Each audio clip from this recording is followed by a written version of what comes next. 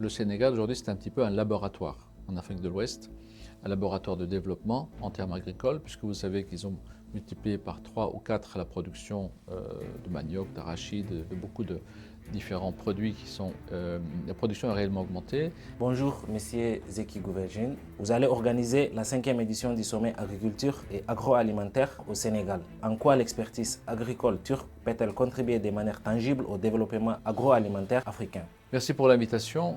Comme vous l'avez précisé, donc nous allons organiser la 5e édition du sommet africain sur l'agriculture et l'agroalimentaire à Dakar au Sénégal. Pourquoi c'est important et pourquoi est-ce que nous insistons sur la partie agriculture agroalimentaire? Il faut savoir aujourd'hui que l'un des principaux enjeux en Afrique de l'Ouest, c'est la sécurité alimentaire, bien sûr, c'est l'indépendance alimentaire. Et à côté de cela, c'est tous les enjeux liés notamment à l'irrigation, au changement climatique, qui font qu'aujourd'hui nous avons une situation avec une irrigation qui couvre à peu près 8% du sol, du territoire, une mécanisation autour de 10%, une perte après production de près de 40%. Et contrairement à ce qu'on pense, ce n'est pas une fatalité. Il y a une possibilité de croissance, de développement.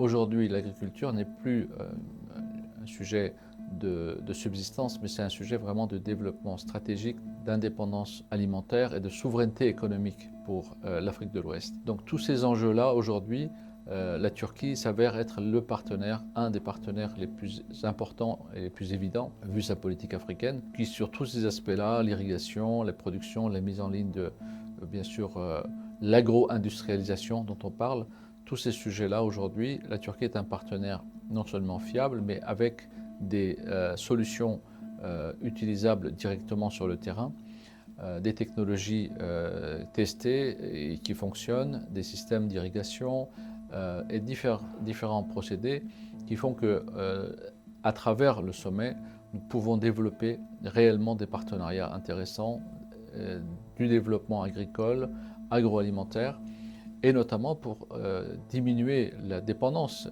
Il faut savoir qu'un pays comme le Sénégal, par exemple, importe pour près de 2 milliards d'euros de produits agricoles et agroalimentaires, ce qui est énorme, et ce qui surtout pose des questions importante en termes de développement durable pour le pays.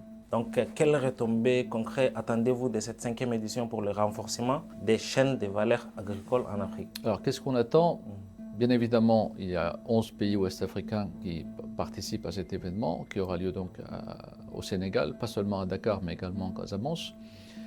Qu'est-ce qu'on attend? C'est que la première chose, c'est que ça contribue à des projets agro-industriels en Afrique de l'Ouest, que ça contribue à développer l'indépendance alimentaire à travers des unités de fabrication, de transformation agricole, donc qui va créer de la valeur, à travers les systèmes d'irrigation et les différents systèmes, notamment d'agriculture verte, de bioénergie, arriver également à développer de nouvelles filières décarbonées et surtout qui vont amener une réelle amélioration en termes de balance commerciale et en termes de souveraineté alimentaire. On croit beaucoup, bien sûr, au partenariat Sud-Sud, donc beaucoup de projets qui seront intra-africains avec la Turquie comme partenaire.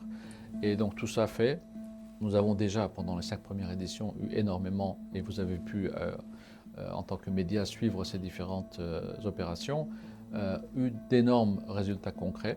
Et ce n'est que l'aboutissement et la poursuite en fait de ces différentes éditions que nous allons faire à Dakar au Sénégal. Comment les sommets entend-il structurer durablement la coopération Sénégal-Afrique-Turquie? Tout simplement en partant sur des bases solides, c'est-à-dire que le but du sommet est vraiment de réfléchir aux problèmes liés à l'agriculture et à l'agroalimentaire, de trouver des solutions ensemble. Donc on n'est pas là, aucune partie n'est là en fait pour avec des a priori ou pour appliquer des méthodes toutes faites. Donc on s'écoute mutuellement, on développe des solutions communes, on arrive à trouver des voies de développement communes puisque les problématiques sont les mêmes. Et à chaque fois que ces projets entrent en activité, ça génère des nouveaux modèles. C'est-à-dire que le Sénégal aujourd'hui c'est un petit peu un laboratoire en Afrique de l'Ouest, un laboratoire de développement en termes agricoles, puisque vous savez qu'ils ont multiplié par 3 ou 4 la production de manioc, d'arachide, de beaucoup de différents produits qui sont...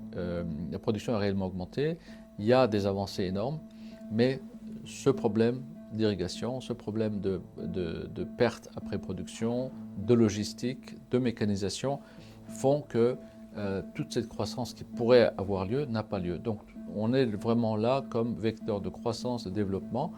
Et dans le cadre du sommet, nous avons validé avec la partie sénégalaise notamment que d'ici le mois de mai, nous allons mettre en œuvre quelques projets intéressants en termes de développement technologique agricole qui seront inaugurés au mois de mai. Donc ça sera quelque chose qui sera réellement praticable et visible. Et c'est vraiment notre objectif. Quels dispositifs de suivi seront mis en place pour transformer les échanges du sommet en partenariats opérationnels et mesurables? Justement, c'est le concept d'AgroConnect et du sommet, c'est-à-dire que c'est très ambitieux puisqu'on fait ça tous les 6 mois. Mais si on fait ça tous les 6 mois, une fois en Turquie, une fois en Afrique, c'est justement pour avoir un suivi et pour pouvoir, sur la durée, voir les projets, voir comment ils fonctionnent sur le terrain. Et les participants, à chaque édition, font un point sur les projets déjà lancés et les projets à venir, qui nous servent également de leçons, puisqu'on tire la leçon des précédentes éditions. Donc on est vraiment sur l'empirique et la 5e édition du sommet africain agriculture agroalimentaire sera l'occasion de faire le bilan des éditions passées, des projets déjà entamés, et ensuite de lancer des nouveaux projets qui sont très intéressants bien évidemment pour l'ensemble de l'écosystème AgroConnect, donc la Turquie et les 11 pays ouest-africains. Donc merci beaucoup. Je rappelle que vous êtes DG de GR Event et membre du conseil d'affaires Turquie Sénégal. Merci beaucoup. Merci beaucoup au groupe Albala qui est notre partenaire depuis la première édition et qui sera présent avec nous à Dakar au Sénégal.